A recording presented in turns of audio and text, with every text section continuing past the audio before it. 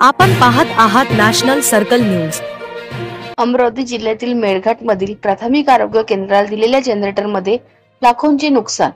अमरावती जिल्ह्यातील मेळघाट येथील आरोग्य यंत्रणेकडे प्रशासन गांभीर्याने लक्ष देत नसल्यामुळे मेळघाटातील गोरगरीब जनतेच्या जीवाचे होत आहेत बेहाल।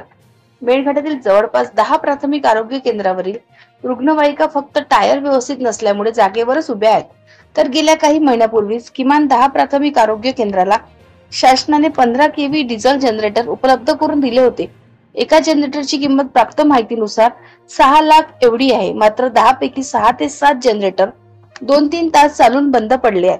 दुरुस्ती करता पुण्यावरून टेक्निशियन बोलवल्यास त्यांनी प्राथमिक आरोग्य केंद्राला भेट देऊन जनरेटर दुरुस्त करून गेले, मात्र अवघ्या 2-3 तासातच पुन्हा जनरेटरमध्ये पुन्हा बिघाड आला।